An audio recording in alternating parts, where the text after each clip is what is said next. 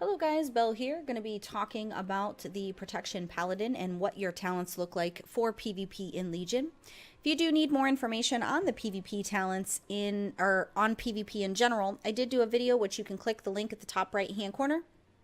After this video is done, it will give you a breakdown on what prestige means, how you prestige, what the honor levels look like, as well as where you get your gear. Gives you a full breakdown, so make sure you guys check out that video if you need more information. Your honor talents are going to be acquired by getting honor levels, and that's how they're going to be unlocked. They'll be in increments, so every couple of honor levels you'll be able to unlock talents, and it starts with the first column, goes into the second, and then goes into the third. So by the time I want to say you're like honor level 10 or 15, you'll have unlocked at least one talent in each row, which is pretty nice. I do appreciate the way Blizzard did that. Now for your first set here, these are all going to be your defensives against crowd control, and it's important to note that these are the same across all specs and classes. So every spec and class has the same first set choice that they can use as leverage as a means of defensives. Now your first one that you do get when you hit a level 110 is going to be your Gladiator's Medallion. It's instant, it's on a 2-minute cooldown. It does remove all movement impairing effects and all effects which cause loss of control to your character while in PvP combat. The second one in this row is going to be Adaptation. This is passive. All loss of control effects with the duration of 5 seconds or more will activate your Honorable Medallion spell, but only causes it to incur a 60-second cooldown. And then finally, you do have your Relentless here. This does replace the Honorable Medallion. It is passive. Duration of incoming crowd control effects is reduced by 25%. It's important to note here that I did test the difference between the Gladiator's Medallion and Relentless as far as its uses and what you would want to change. Normally, when it comes to arenas, you want to be able to control your trinket, right? That's the name of the game. It's super important that you can control it and you decide when that trinket is used. So for arenas, obviously this is going to be your go-to. But for battlegrounds, because there's a lot of trained CCs that happen, especially with the amount of players that are giving off CC, and if you happen to be one of those unfortunate classes and or roles that are constantly CC'd, I felt like reducing the duration of those felt like I was in CC less than normal. As a Destruction Warlock, I'm constantly CC'd to shut down my Chaos Bolt as well as shut down my Fear.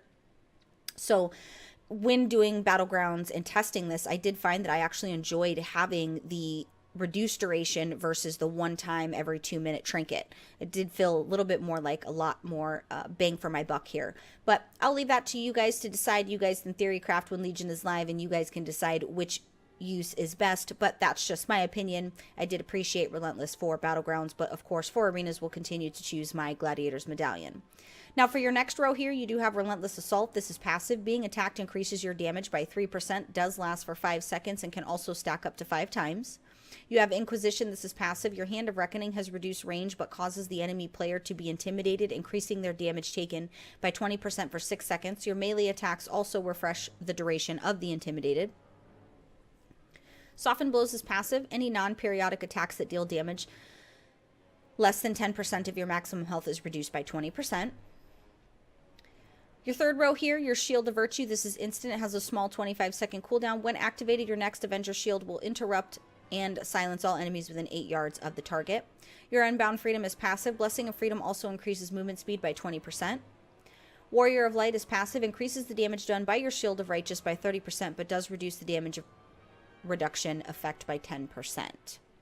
For your next row, you have Holy Ritual. This is passive. Allies are healed for 35k when you cast a blessing spell on them, and then once that blessing spell ends, it also heals again for 35k.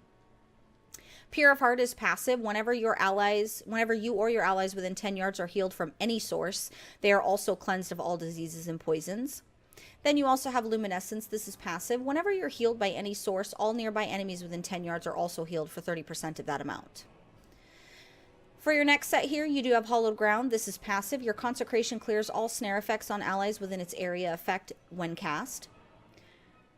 Guarded by the Light. This is passive. Reduces the mana cost of your Flash of Light by 50%, and your Flash of Light reduces all damage the target receives by 10% for 6 seconds. This does stack up to 3 times. Sacred Duty is passive, reduces the cooldown of your Blessing of Protection and Blessing of Sacrifice by 50%. Judgment of the Pure, this is passive. Whenever you cast Judgment upon an enemy, a nearby ally within 40 yards is healed for 48k. Steed of Glory, your divine steed lasts for an additional 4 seconds. While active, you become immune to crowd control effects and you knock back enemies if you move through. It's important to note that your divine steed here, this lasts for, it's on a 45-second cooldown. It does last for 3 seconds. This is where it allows you to mount, and it is usable indoors and while in combat. This is an excellent, oh shit, I have to get away button here.